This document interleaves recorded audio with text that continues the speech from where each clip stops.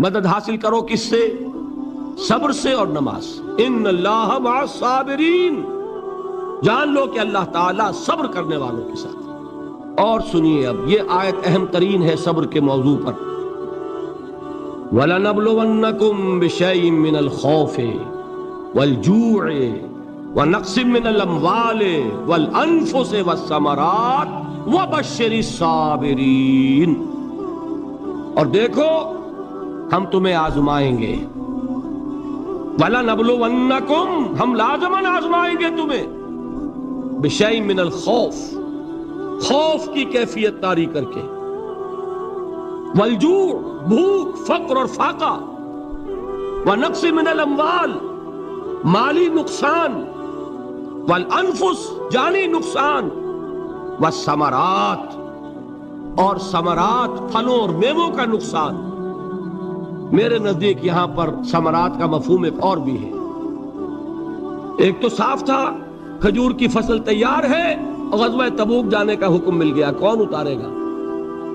اور کھجور وقت پر اتری نہیں، برباد ہو جائے گی۔ یہ ہو رہا ہے نا میووں کا نقصان۔ اور میرے نزدیک یہاں یہ بھی ہے، بسا اوقات بہت سی محنتوں کا نتیجہ انسان دیکھتا ہے کہ ضائع چلا گیا، میں نے 10 سال محنت کی، حاصل کوئی نہیں نکلا۔ یہ ثمرات کیا ہیں؟ محنتیں، محنتوں کے ثمرات کا ضیاع۔ کوشش آپ نے کی، قسمت کی خوبی دیکھیے، ٹوٹی کہاں کمن، 2-4 ہاتھ جب کے لبے بام رہ گئے۔ Be prepared. ایک شاعر کے یہ اشعار ہیں، وہ کمیونسٹ تھا، میں نام بھی نہیں لیتا، لیکن یہ کہ یہ اسی انقلابی، چونکہ ان کا بھی ایک انقلابی نظریہ ہے، انقلابی عمل میں یہ سارے مراحل آتے ہیں۔ کوئی سیٹ بیک آیا، فرض کیجئے کوئی ناکامی ہو گئی، تو اپنے ساتھیوں کو دل بدھانے کے لیے یہ فصل امیدوں کی ہمدم اس بار بھی غارت جائے گی، سب محنت صبحوں شاموں کی اب کے بھی اکارت جائے گی۔ میرے نزدیک یہ ثمرات کا جو لفظ یہاں آیا ہے، وَنَقْصٍ مِّنَ الْأَمْوَالِ وَالْأَنفُسِ وَالثَّمَرَاتِ، سب محنت صبحوں شاموں کی اب کے بھی اکارت جائے گی۔ دھرتی کے کونوں کھدروں میں پھر اپنے لہو کی کھاد بھرو، پھر مٹی سینچو اشکوں سے، پھر اگلی رت کی فکر کرو، پھر اگلی رت کی فکر کرو، جب پھر ایک بار اجڑنا ہے۔ ایک فصل پکی تو بھر پایا، تب تک تو یہی کچھ کرنا ہے۔ ایک مقصد ہے سامنے، انقلاب برپا کرنا ہے۔ ایک کوشش ناکام ہو جائے کوئی پرواہ نہیں، نیکسٹ، پھر تیار رہو ناکامی کے لیے۔ ایسا نہ ہو جو انگریزی میں کہتے ہیں hope for the best but be prepared for the worst. ایسا نہ ہو کہ دوسری مرتبہ ناکام ہو کے بددل ہو جاؤ، تمہاری ہمتیں جواب دے جائیں، نہیں، پہلے سے تیار رہو کہ دوسری مرتبہ بھی ناکامی آئے تو آئے، لیکن جب تک کہ کامیابی حاصل نہیں ہوتی ہمیں یہ کام کیے تھے۔ صبر کا مادہ نہیں ہوگا تو آپ کام نہیں کر سکیں گے۔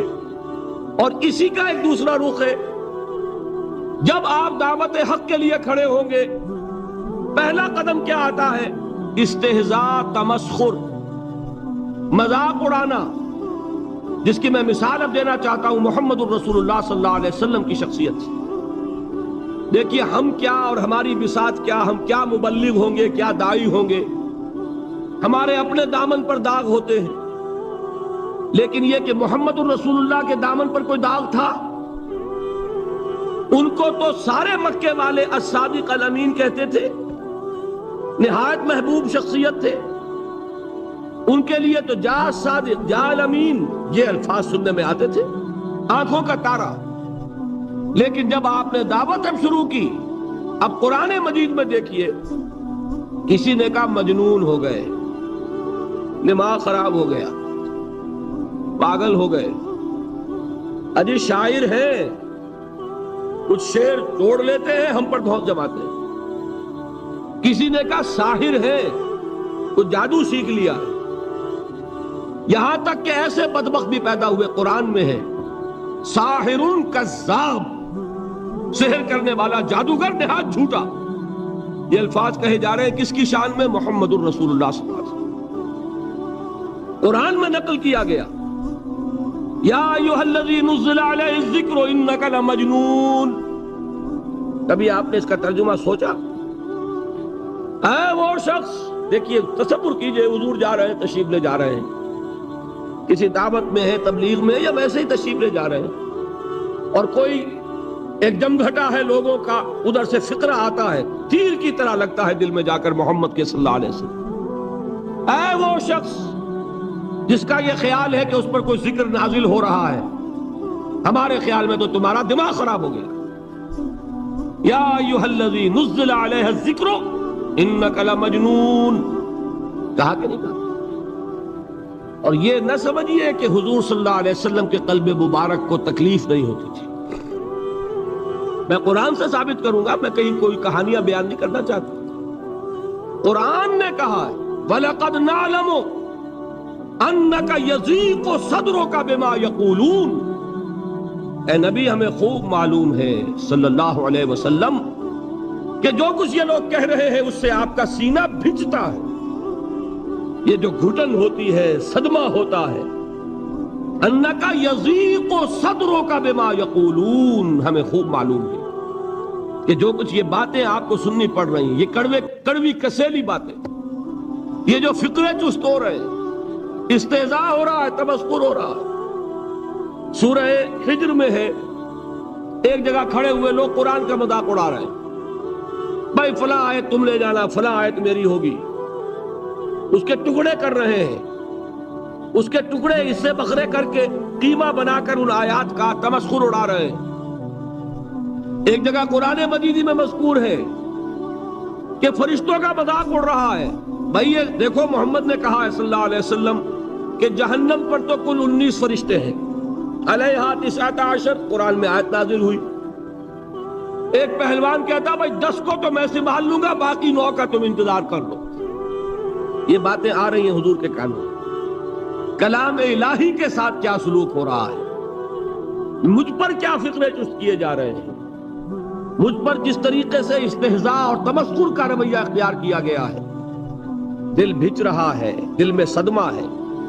دیکھیے سورہ نون ہے، اور میرے نزدیک یہ دوسری وحی ہے جو حضور پر نازل ہوئی ہے، اس کی ابتدائی آیات نون والقلم وما یسطرون ما انت بنعمت ربک بمجنون وَإِنَّ لَكَ لَأَجْرًا غَيْرَ مَمْنُونٍ وَإِنَّكَ لَعَلَىٰ خُلُقٍ عَظِيمٍ فَسَتُبْصِرُ وَيُبْصِرُونَ بِأَيِّكُمُ الْمَفْتُونُ إِنَّ رَبَّكَ هُوَ يَعْلَمُ بِمَنْ ضَلَّ عَنْ سَبِيلِهِ وَهُوَ أَعْلَمُ بِالْمُهْتَدِينَ۔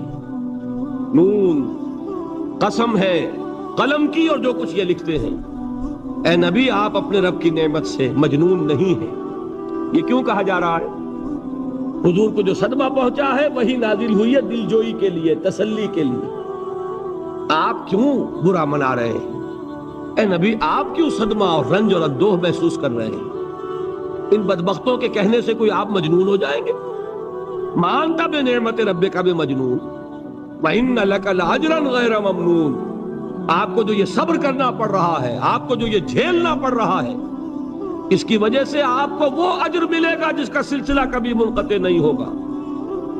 وَإِنَّكَ لَعَلَىٰ خُلُقٍ عَظِيمٍ، اور اے نبی آپ تو خلق عظیم کے حامل ہیں۔ آپ کا اخلاق، آپ کا کردار، آپ کی سیرت، آپ کی شخصیت میں طہارت، نفاست، پاکیزگی، آج تک دنیا نے کوئی پاگل، کوئی مجنون ایسا بھی دیکھا؟ یہ ساری باتیں اللہ تعالیٰ حضور کی دلجوئی کے لیے فرما رہے ہیں۔ اس سے آپ اندازہ کیجئے کہ کتنا صدمہ ہوتا ہوگا۔ یہی ہے، اس ساری چیز کو جمع کیجئے تو یہ چیز کیا ہے؟ وَاصْبِرْ عَلَىٰ مَا يَقُولُونَ وَاهْجُرْهُمْ هَجْرًا جَمِيلًا، صبر کرو اے نبی، صبر کرو اے محمد صلی اللہ علیہ وسلم، جھیلو اور برداشت کرو اس پر جو یہ کہہ رہے ہیں۔ اچھی طرح نوٹ کیجئے یہ بات، ذرا سیرت ہی کا سمجھ لیجئے، آج ایک بیان ہو جائے گا۔ یوں سمجھیے جب حضور نے یہ کہا کہ مجھ پر وحی نازل ہوئی، فرشتے سے ملاقات ہوئی، تو اب وہ چہمے گوئیاں شروع ہو گئی، معلوم ہوتا دماغ خراب ہو گیا۔ دیکھیے ہم نہیں کہتے تھے یہ جا کے غار حرا میں بیٹھتے ہیں، کئی کے دن رہتے ہیں، بھوکے رہتے ہیں، وہ خشکی چڑھ گئی نا آخر۔ یہ جس طرح کی باتیں دنیا میں آج ہوتی ہیں اسی طریقہ کی باتیں ہوتی تھی۔ عتبہ ابن ربیعہ ایک مرتبہ آتا ہے، کیونکہ قریش کے بڑے لوگوں میں سے تھا، تو قریب آ کر بڑی اپنائیت کے ساتھ، بڑی شفقت کے ساتھ، بڑے بزرگانہ انداز میں کہتا ہے بھتیجے حضور سے، بھتیجے اگر واقعی کسی بد روح کا سایہ ہو گیا ہے تم پر، وہ آسیب آ گیا ہے تو مجھے بتا دو، میرے بہت سے عاملوں سے تعلقات ہیں، میں کسی کو بلا کر یہ تمہاری بدروح دور کر دوں گا۔ اب آپ سوچئے کیا بیتی ہوگی حضور کے دل پر۔ یہ وہ کیفیات ہیں، اور یہ نوٹ کر لیجئے 4 برس تک یہی شکل رہی ہے۔ مخالفت اسی نوع سے ہوئی ہے جس کو کہتے ہیں فزیکل پرسیکیوشن، جسمانی تشدد، وہ پہلے 4 سال نہیں ہوا۔ اس کی وجہ کیا ہے کہ در حقیقت جب بھی کبھی کوئی ایسی دعوت اٹھتی ہے، اب مجھے اجازت دیجئے میں ایک لفظ انقلاب یہاں استعمال کر لوں، انقلابی دعوت۔ کل میں نے کہا تھا نا، ایک ہوتی ہے خالص مذہبی تبلیغ، ایک ہوتی ہے انقلابی تبلیغ۔ مذہبی تبلیغ کی سب سے بڑی مثال عیسائیت کی تبلیغ، اور انقلابی تبلیغ کی سب سے بڑی مثال اشتراکی تبلیغ۔ میں باہر سے مثالیں دے رہا ہوں، اندر سے نہیں دینا چاہتا۔ آگے یہ کہ یہ قدر گفتے باقی فکر کن، آگے انسان اپنی عقل سے کام لے، سوچے، غور و فکر کرے۔ تو یہ انقلابی تبلیغ تھی محمد الرسول اللہ صلی اللہ علیہ وسلم۔ اور انقلابی تبلیغ کے اندر یہ بات جان لیجئے کہ پہلا رد عمل جو ہوتا ہے معاشرے کا، وہ یہ ہوتا ہے کہ کوئی ایسی بات گھبرانے کی نہیں ہے، ایک آدمی کا دماغ خراب ہو گیا ہے اور کچھ سر پھرے قسم کے چند نوجوان اس کے ساتھ ہیں، ایسی کیا بات ہے گھبرانے کی؟ مشت خاک ہے، بس ان کو چٹکیوں میں اڑاؤ۔ جو چٹکیوں میں اڑانا کہلاتا ہے نا، اسی کو قرآن مجید میں ایک اور جگہ کہا گیا ہے، یریدون لیطفئوا نور اللہ بافواہہم، یہ چاہتے ہیں کہ اللہ کے نور کو اپنے منہ سے بجھا دیں، پھونکے مار کے ہی بس۔ تو پہلا رد عمل جو ہوتا ہے ایک نظام کا، ایک کسی انقلابی دعوت کے خلاف، وہ رد عمل ہوتا ہے استہزاء، تمسخر، مذاق کرو، ان کو جس کو آپ انگریزی میں کہتے ہیں ڈی مورلائز کر دو، ان کی ہمتیں جو ہے وہ ٹوٹ جائیں، ان کو اس طریقے سے، اسی کا نام ہے آج کل کی اصطلاح میں کیریکٹر اسیسینیشن، ان کی شخصیتیں جو ہیں ان کو داغدار کر دو، ان کا اعتبار ختم کر دو، ان کا استہزاء کرو، تمسخر کرو۔ اور یہ میں آپ سے عرض کر رہا ہوں اس وقت ایک گونا فخر کے ساتھ اور اللہ تعالیٰ کا شکر ادا کرتے ہوئے کہ میں نے جو کام بھی کیا ہے اس وقت پاکستان میں، آپ نے اخبارات میں دیکھا ہوگا، بڑا دقیانوسی مولوی ہے، بیگمات کا رد عمل جو ہوا وہ آپ کے علم میں ہوگا، بڑے جو یہ جدید ہمارے روشن خیال قسم کے جو صحافی ہیں، اگر کہیں آپ نے پڑھا ہو جس طرح استہزاء ہوا ہے، جس طرح مذاق اڑایا گیا ہے، جو الفاظ استعمال کیے گئے ہیں، وہ میرے نزدیک بہت بڑی سند ہے جو اللہ کے ہاں جا کر پیش کروں گا کہ اللہ تیرے دین کے لیے، میں نے اپنے گھر سے کوئی بات نہیں کہی، میں نے جو بات کہی وہ جو شریعت محمدی کی بات ہے وہ کہی، اگر اپنی طرف سے کہی ہو، کوئی اضافہ کیا ہو تو اللہ تعالیٰ کی پھٹکار ہو مجھ پر اور لعنت ہو مجھ پر۔ لیکن اگر میں نے وہی کچھ کہا جو شریعت محمدی کا تقاضا ہے اور قرآن اور سنت کی بات ہے، تو پھر اگر مجھے کسی نے پاگل کہا اور کسی نے دقیانوسی کہا اور کسی نے اور فقرہ چست کیا، تو میں اس کے لیے، میں تو سمجھتا ہوں میرے لیے وہ سند ہے جو اللہ تعالیٰ کے ہاں میں جا کر پیش کروں۔ اور یہ جان لیجئے کہ وہی بات ہوتی ہے ہمیشہ، ہسٹری ریپیٹس اٹسیلف، وہ بات کریں گے جو حضور نے کی تھی، وہی رد عمل سامنے آئے گا جو اس وقت آیا۔ اس لیے کہ یہ تو جو انسانی مزاج ہے وہ نہیں بدلا، معاشرے کا انداز نہیں بدلا، وہ جو کام ہوگا اس کا رد عمل ابتدائی وہی ہوگا۔ اور اس میں در حقیقت امتحان ہوتا ہے صبر کا۔ کیا دل شکستہ ہو کر بیٹھ رہے گا انسان؟ ہمت جواب دے جائے گی، کمر ٹوٹ جائے گی، قوت ارادی اور عزیمت جو ہے مزمحل ہو جائے گی، پھونکوں سے چراغ بجھ جائے گا۔ یہ جو میں نے آیت آپ کو سنائی تھی اس کا بڑی خوبصورت کے ساتھ ترجمہ کیا ہے مولانا ظفر علی خان نے کہ نور خدا ہے کفر کی حرکت پہ خندہ زن، پھونکوں سے یہ چراغ بجھایا نہ جائے گا۔ یریدون لیطفئوا نور اللہ بافواہہم واللہ متم نورہ ولو کرہ الکافرون، یہ چاہتے ہیں کہ اپنے منہ کی پھونکوں سے اللہ کے نور کو بجھا دیں، حالانکہ اللہ تعالیٰ تو اپنے نور کا اتمام فرما کر رہے گا، خواہ ان کافروں کو کتنا ہی ناگوار ہو۔ اس کی ترجمانی ہے نور خدا ہے کفر کی حرکت پہ خنددن، پھونکوں سے یہ چراغ بجھایا نہ جائے گا۔ بہرحال اس مرحلے پر میں نے آپ کو 2 صبر بتائے۔ صبر کس چیز سے؟ اپنا کیریئر، دنیاوی جو بھی آپ حاصل کر سکتے تھے۔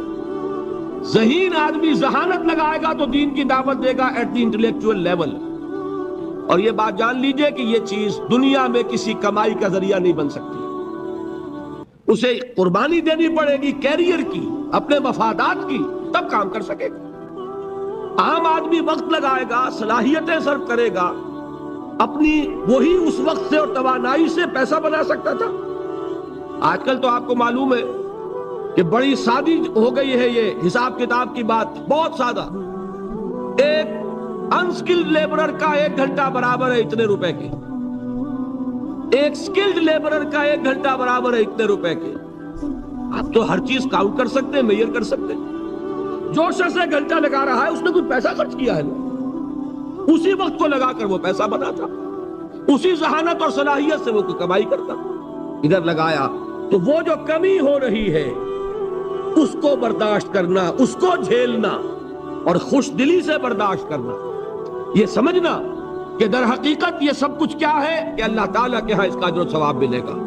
یہ صبر کا ایک رخ، اور استہزاء ہو، تمسخر ہو، مذاق اڑے، فقرے چست ہو، دقیانوسی کہا جائے، ریئیکشنری کہا جائے، یہ بڑے ریئیکشنری ہیں، یہ بڑے پچھلے زمانے کے لوگ ہیں، اگلے وقتوں کے ہیں یہ لوگ، انہیں کچھ نہ کہو۔ جو کہا جائے سنو، وَاصْبِرْ عَلَى مَا يَقُولُونَ وَاهْجُرْهُمْ هَجْرًا جَمِيلًا، اور صبر کیجئے محمد صلی اللہ علیہ وسلم۔ دیکھیے کوئی پہلو ایسا نہیں ہے جس میں ہمیں ہدایت قرآن مجید سے اور سیرت محمد صلی اللہ علیہ وسلم سے مل نہ جائے۔ اگر اللہ تعالیٰ مقام دعوت پر فائز ہونے کی توفیق عطا فرما دے تو جو مرحلے پیش آئیں گے وہ آپ کو نظر آ جائیں گے سیرت محمدی میں صلی اللہ علیہ وسلم، اور اس وقت حضور سے جو کہا گیا اس سے آپ کے دل پر بھی، اس کے زخمی جو آپ کا دل ہے، آپ کے احساسات ہیں، اس پر مرہم رکھا جائے گا۔ وَلَقَدْ نَعْلَمُ أَنَّكَ يَضِيقُ صَدْرُكَ بِمَا يَقُولُونَ، ہمیں خوب معلوم ہے کہ جو کچھ آج تمہیں سننا پڑ رہا ہے اس سے تمہارا سینہ بھجتا ہے، تمہیں رنج اور صدمہ ہوتا ہے، لیکن وَاصْبِرْ عَلَى مَا يَقُولُونَ، جو کچھ یہ کہہ رہے ہیں اس پر صبر کیجئے، اس کو جھیلیے اور برداشت کیجئے۔ اچھا، اس مرحلے پر صبر کی ایک تیسری شکل ہے، اس کو بھی سمجھ لیجئے۔ وہ صبر ہے جو میں نے سورہ حامیم السجدہ کے حوالے سے آپ کے سامنے رکھا ہے۔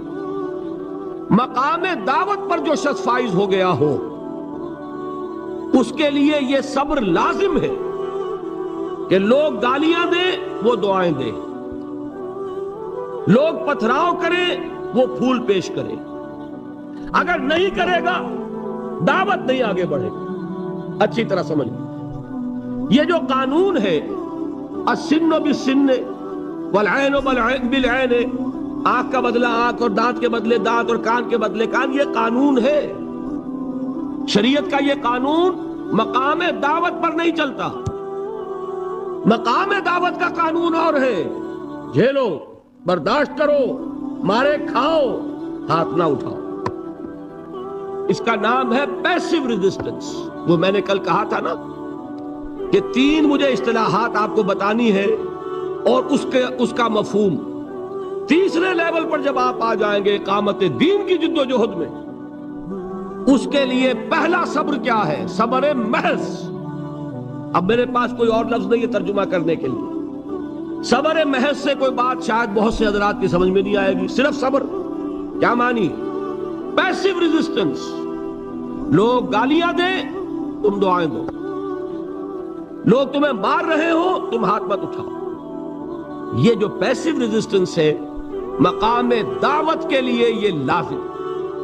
اصل میں حضرت مسیح علیہ السلام کے جو جملے عام طور پر ہمارے ہاں مشہور ہیں، بائبل میں ہیں، ان پر ہمارے کچھ علماء فطرے چست کر دیتے ہیں کہ یہ بڑی غیر فطری تعلیم ہے، یعنی حضرت مسیح کے یہ جملے نہیں ہو سکتے، اس لیے کہ شریعت کا قانون تو یہ ہے کہ تمہارے کوئی تھپڑ مارے تو تم تھپڑ مارو۔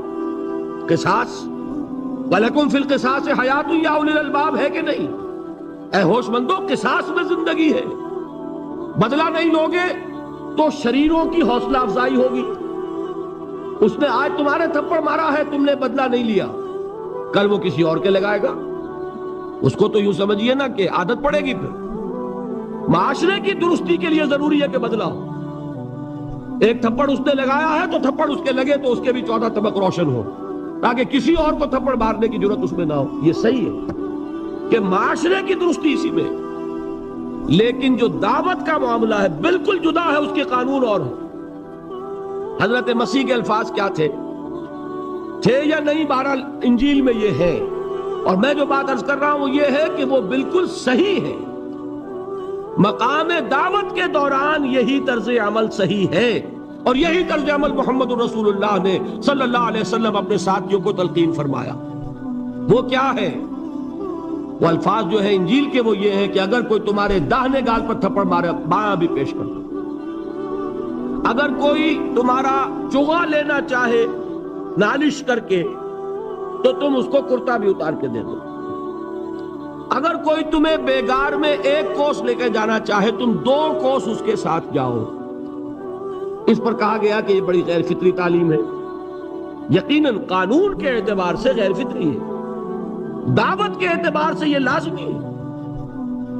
یہی دعوت کا یہی قانون ہے جو 12 برس تک مکے میں محمد الرسول اللہ نے نافذ کیا۔ صحابہ کو کیا حکم تھا؟ تمہیں کتنا ہی مارا جائے تم جواب میں کوئی کارروائی نہیں کر سکتے۔ نو ریزسٹنس، نو ریٹیلیشن۔ ریزسٹنس تو ہے، پیسو ریزسٹنس۔ ریزسٹنس کیا ہے؟ کہ پیچھے مت ہٹنا۔ وہ سارا دباؤ کیوں دے رہے تھے؟ کہ تم اپنا تعلق منقطع کرو محمد سے صلی اللہ علیہ وسلم، تم توحید کو چھوڑو، اپنے آبائی دین میں آؤ۔ اسی کے لیے پریشرائز کر رہے تھے نا۔ حضرت بلال کو مار رہا ہے امیہ ابن خلف، حضرت خباب بن الارت رضی اللہ تعالیٰ عنہ کو دہکتے ہوئے انگارے زمین میں بچھا کر اور اس کے اوپر ننگی پیٹھ لٹا دیا گیا۔ آپ ذرا تصور کیجئے، ایک شخص دیکھ رہا ہے کہ دہکتے ہوئے انگارے بچھائے جا رہے ہیں، یہ میرے لیے تیار کیے جا رہے ہیں، اور پھر حکم دیا جاتا ہے کرتا اتار دو، کرتا اتار دیتا ہے، لیٹ جاؤ، لیٹ جاتا ہے۔ کیوں؟ بڑی غیر فطری بات ہے یہ تو۔ اسے ہاتھ پاؤں مارنے چاہیے۔ ایک آدمی ڈیسپریٹ ہو جائے تو آپ کو معلوم ہے اس کے اندر طاقت بہت آ جاتی ہے۔ اسے نظر آ رہا ہو کہ مجھے تو بھون دیں گے، کباب بنا دیں گے، تو اگر اسے اجازت ہو 2-4 کو مار کر مرے گا۔ اجازت نہیں۔ محمد نے ہاتھ باندھ دیے صلی اللہ علیہ وسلم، تمہیں اجازت نہیں ہاتھ اٹھانے کی۔ یہ بعد میں سورہ نساء میں یہ الفاظ نازل ہوئے کہ اے مسلمانوں، ایک زمانہ یہ تھا کہ تمہیں حکم تھا کفو ایدیکم، اپنے ہاتھ بندھے رکھو، you are not allowed to retaliate. ڈٹے رہو، جمے رہو، کھڑے رہو، صبر کرو، جھیلو، برداشت کرو، پیچھے نہ ہٹنا، نہ محمد کے دامن کو چھوڑنا صلی اللہ علیہ وسلم، نہ توحید کا دامن چھوڑنا، لیکن ہاتھ اٹھانے کی اجازت نہیں۔ بتائیے کہاں گیا قانون؟ قانون تو یہ ہے کہ بدلہ لو، لیکن وہ قانون تو اس وقت نافذ ہوگا جب انقلاب آ جائے گا، اسلامی حکومت قائم ہو جائے گی، تب آئے گا نا قانون۔ ابھی مرحلہ ہے انقلابی عمل کا، ابھی تو انقلاب لانا ہے، اسلامی حکومت قائم کرنی ہے۔ اس پروسیس کے تقاضے کچھ اور ہیں۔ اس میں جو پہلا مرحلہ ہے وہ پیسو ریزسٹنس کا ہے، صبر۔ یہی وجہ ہے، دیکھیے مکی صورتوں میں خود نبی اکرم صلی اللہ علیہ وسلم کو اتنے مختلف پیرایوں میں صبر کا حکم دیا گیا۔ کچھ مثالیں میں دے چکا ہوں، وَلِرَبِّكَ فَاصْبِرْ، اسی طریقے سے وَاصْبِرْ كَمَا صَبَرَ أُولُو الْعَزْمِ مِنَ الرُّسُلِ، اے نبی صبر کیجئے جیسے کہ صبر کیا ہمارے اولو العزم رسولوں نے۔ وَاصْبِرْ وَمَا صَبْرُكَ إِلَّا بِاللَّهِ، اے نبی صبر کیجئے، اور آپ کا صبر تو اللہ ہی کے سہارے ہے۔ وَاصْبِرْ لِحُكْمِ رَبِّكَ، یہ سورہ نون جس کی ابتدائی آیات میں نے آپ کو سنائی، نون والقلم وما یسطرون ما انت بنعمت ربک بمجنون، اس کا اختتام کیا ہوتا ہے؟ وَاصْبِرْ لِحُکْمِ رَبِّكَ وَلَا تَكُنْ كَصَاحِبِ الْحُوتِ اِذْ نَادَىٰ وَهُوَ مَكْظُومٌ۔ اے نبی صبر کیجئے اپنے رب کے فیصلے کا، انتظار کیجئے اور اس مچھلی والے کے مانند نہ ہو جائیے۔ مچھلی والا کون؟ حضرت یونس علیہ السلام۔ مچھلی والے نے اپنے دینی حمیت اور غیرت جو تھی اس کی وجہ سے اللہ کے حکم کا انتظار نہیں کیا، اپنی قوم کو چھوڑ کر چل دی۔ نبی کا، رسول کا یہ معاملہ ہوتا ہے، جیسے کہ آپ کو معلوم ہے کوئی افسر ہے کسی حکومت کا، وہ اپنی پلیس آف ڈیوٹی کو نہیں چھوڑ سکتا۔ He must stick to his place of duty۔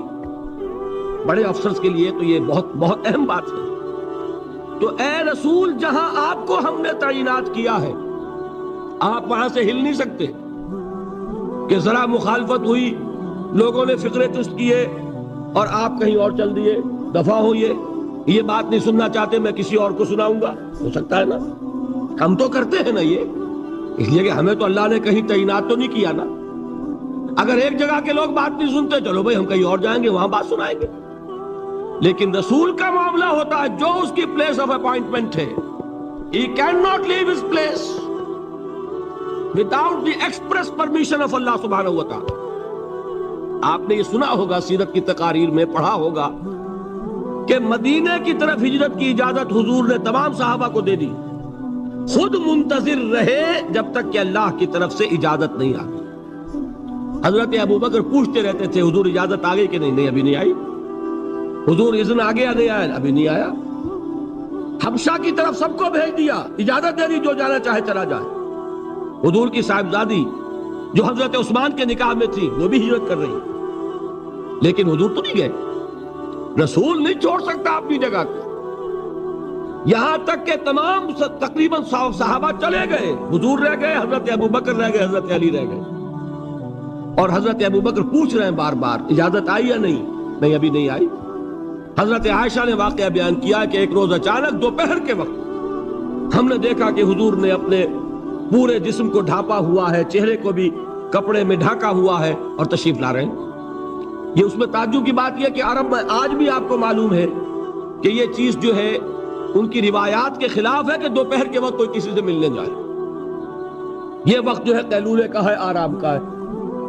آج کل وہ عصر اور ظہر کے مابین کا وقفہ، تو این ٹھیک دوپہر کے وقت تشریف لائے حضور۔ آپ نے آ کے حضرت ابوبکر سے فرمایا کہ اجازت آ گئی ہے۔ اس میں ایک قصہ تھوڑا سا اور بتا دوں، بہت دلچسپ ہے اور بہت ہمارے لیے سبق آموز ہے۔ حضرت ابوبکر نے بہت خوش ہو کر ایک بات کہی، حضور میں نے 2 اونٹنیاں تیار کی ہوئی ہیں۔ یعنی اب آپ وہ تو سوچتے تھے نا شاباش ملے گی کہ میں نے تیاری کی ہوئی ہے، میں نے 2 اونٹنیوں کو خوب کھلا پلا کے فربا کیا ہوا ہے، بڑی توانا ہے تاکہ ہم تیزی کے ساتھ سفر کر سکیں۔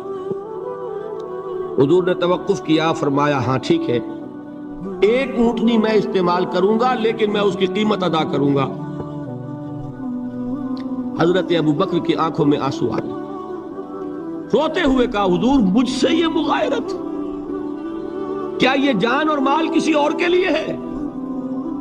آپ مجھ سے بھی کہہ رہے ہیں میری اونٹنی جو ہے وہ بھی بلا معاوضہ آپ قبول نہیں فرما رہے۔ یہ ہے محمد الرسول اللہ کی غیرت اور حمیت کا۔ ہمارا معاملہ جو ہے دین کی دعوت و تبلیغ کے اعتبار سے بالکل کچھ مختلف بنا ہوا ہے، اسی لیے وہ عزت نہیں، وہ وقار نہیں۔ یہاں یہ حال ہے کہ حضور کے خسر ہیں، جان نثار ہیں، یار غار ہیں، سب کچھ ہیں، لیکن وہاں بھی یہ معاملہ ہے کہ ٹھیک ہے اونٹنی کی میں قیمت ادا کروں۔ بہرحال میں جو عرض کر رہا تھا وہ یہ ہے کہ چونکہ رسول کو اجازت نہیں تو فرمایا گیا وَاصْبِرْ لِحُکْمِ رَبِّكَ وَلَا تَكُنْ كَصَاحِبِ الْحُوتِ۔ دیکھنا وہ جو یونس علیہ السلام جو انہوں نے کیا تھا، اجازت آئے بغیر وہ اپنی قوم کو چھوڑ کر کسی اور وجہ سے نہیں گئے تھے دین کی حمیت اور غیرت کی وجہ سے۔ یہ بدبخت بات سننے کو تیار نہیں ہے تو دفع ہو، میں کہیں اور جا کر اللہ کی بات کہیں سناؤں گا، لیکن اجازت کے بغیر نہیں جا سکتے۔ یہی وجہ ہے کہ پکڑ ہوئی، گرفت ہوئی اور مچھلی کے پیٹ میں رہے، وہاں وہ لا الہ الا انت سبحانک انی کنت من الظالمین اور وہاں سے پھر اللہ تعالیٰ نے نجات دی، مچھلی نے انہیں اگل دیا ساحل کے اوپر. یہ ایک لمبی بات ہے. تو یہاں حضور سے کیا کہا گیا؟ صبر کی. اب دیکھیے ایک بات عجیب ہے، یہ ربط اپنے ذہن میں رکھیے. اللہ تو صبر کی تلقین کر رہا ہے اپنے رسول کو، اور رسول یہی تلقین کر رہے ہیں اپنے صحابہ کو. صبر کرو، جھیلو، برداشت کرو، ہاتھ مت اٹھانا، کوئی جوابی کارروائی نہیں ہوگی، بلکہ اپنے اوپر جھیلو جو کچھ جھیلنا ہے، ڈٹے رہو، پیچھے مت ہٹنا، یہ صبر ہے. لیکن ہاتھ اٹھانے کی اجازت نہیں. چنانچہ اب ذرا چشم تصور سے دیکھیے، ابو جہل اس نے جو بدترین روش اختیار کی، وہ ایک خاندان تھا حضرت یاسر، ان کی اہلیہ حضرت سمیہ، اور ان کے فرزند حضرت عمار رضی اللہ تعالی عنہم. یہ غلام نہیں تھے. حضرت سمیہ تو کنیز تھی، لیکن یاسر غلام نہیں تھے. ان کی کہانی یہ ہے، واقعہ یہ ہے کہ یہ بہت نیک آدمی تھے. یاسر یمن کے باشندے. انہیں کو خواب میں بشارت ہوئی کہ نبی کا ظہور ہونے والا ہے مکے میں، جاؤ شاید ان کے قدموں تک پہنچ جاؤ. جیسے حضرت سلمان فارسی کی بات میں نے آپ کو بتائی، وہ تو خواب کی بشارت نہیں تھی، وہ ان کے غور و فکر کا معاملہ تھا. انہوں نے وہ جو آگ کی پوجا پاٹ ہے اس کو چھوڑا اور سفر کیا، اور پھر انہیں خبر دی ایک راہب نے کہ کھجوروں کی سرزمین میں آخری نبی کا ظہور ہونے والا ہے، جاؤ شاید قسمت یابی کرے. انہیں خواب آیا تھا. یہ یمن سے ترک وطن کر کے مکے آ گئے. ابو جہل کا ایک چچا تھا، بہت شریف النفس انسان، اس کے ساتھ معاہدہ کیا حلیف بن کر، اور وہ مکے میں رہنے لگے. اس لیے کہ یہ نوٹ کر لیجئے، مکہ اس وقت ایک قبیلے کا شہر تھا، صرف قریش. یا قرشی رہ سکتا تھا وہاں، یا قرشی کا حلیف. اگر کسی کے ساتھ اس کی، جیسے آپ کو معلوم ہے یہاں کاروبار وغیرہ کرنے میں سعودی عرب میں شراکت جو ہے وہ کسی لوکل سعودی کے ساتھ ہوگی تو آپ کر سکتے، وہ کفیل ہے، ورنہ آپ کچھ نہیں کر سکتے. اسی طرح کی بات وہاں تھی کہ اگر تو کسی قرشی نے آپ کو امان دی ہوئی ہے تو آپ رہ سکتے ہیں مکے میں، ورنہ نہیں. یا تیسرے قرشی کا غلام، غلام تو ملکیت ہی ہے اس کی، جیسے بھیڑ بکری ہے کسی قرشی کی، اسی طرح اس کے غلام ہے. یہ تین کیٹیگریز تھی انسانوں کی مکے میں. اسی کو نوٹ کیجئے کہ جو بیچارے غلام تھے وہ سب سے زیادہ ستائے گئے، اس لیے کہ غلاموں کے تو حقوق ہی کوئی نہیں تھے. ان کو تو اگر کوئی شخص اپنے غلام کو ذبح کر دیتا تھا تو بھی کوئی پوچھنے والا نہیں. بالکل ایسے ہی ہے نا، آپ کی بکری آپ نے ذبح کی، گوشت کھا لیا، کوئی آپ سے کوئی پوچھ سکتا؟ جب ملکیت ہے، آپ کی بکری آپ کی تھی، آپ نے ذبح کر دی. غلام آپ کی ملکیت تھا، آپ نے ختم کر دیا. کوئی اس میں جرم نہیں، کوئی باس پرس نہیں. یہ تھا حال غلاموں کا. بلال غلام تھے، ابو فقی غلام تھے، زنیرہ ایک کنیز تھی. ان کو جو ماریں پڑی ہیں اس کا آپ کو معلوم ہے. حضرت بلال کے ساتھ جو کچھ امیہ ابن خلف نے کیا، کہ جس طریقے سے کہ حیوانوں کی لاشیں جو ہے کھینچ کر گھسیٹ کر لے جائی جاتی ہیں، ان کی گردن میں رسی ڈال کر گھسیٹتے، اسی طریقے سے حضرت بلال کے گردن میں رسی ڈال کر ٹھیک دوپہر کے وقت مکے کی سنگلاخ گلیوں کے اندر گھسیٹا جاتا تھا. نیچے زمین جل رہی ہے توے کی طرح، اور ویسا بھی ہوتا تھا کہ چت لٹا دیا، اوپر سے وہ آگ مکے کا کہ سورج جو ہے ذرا نوٹ کیجئے، آگ برسا رہا، نیچے زمین توے کی طرح جل رہی، اور ایک بھاری سل بھی لا کر جو ہے سر پر رکھ دی، چھاتی پر رکھ دی گئی ہے کہ آواز نہیں نکل رہی، جھاگ نکل رہے منہ سے. لیکن اس حال میں بھی احد احد احد، ایک ایک اللہ، قل هو اللہ احد، الفاظ نکل رہے. یہ ہے وہ صبر، یہ ہے وہ صبر. صبر علی الابتلاء، صبر علی الایذاء. یہ ابتلاء اور ایذاء پر صبر ہے. جھیلو، برداشت کرو، اس توحید پر قائم رہو، محمد کی رسالت کے اقرار کرتے رہو صلی اللہ علیہ وسلم، لیکن ہاتھ نہیں اٹھانا. اب میں آپ کو بتا رہا تھا یہ تو غلام تھے، یہ جو تھے یاسر یہ حلیف تھے، غلام تو نہیں تھے نا.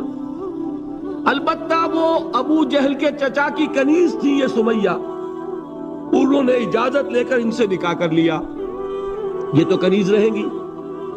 بیٹا جو ہوا وہ بھی ایک طرح سے جب کنیز زیادہ ہے تو غلام ہو گیا، عمار ابن یاسر۔ وہ جو شخص تھا بہت شریف النفس ابو جہل کا چچا، وہ مر گیا۔ اب ابو جہل جو ہے اس خاندان کا سربراہ ہے، لہذا یہ تینوں جو افراد ہیں وہ اس کے رحم و کرم پر ہیں۔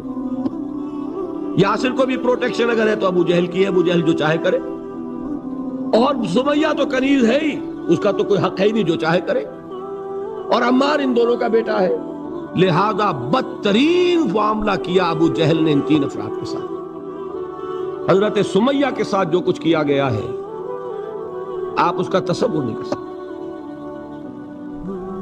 بالآخر جو شہید کیا ہے حضرت سمیہ کو ایذائیں دے دے کے، سسکا سسکا کے، ان کے جسم کے نازک حصوں کو جلا کے، داغ دے کر، کہتا کیا تھا؟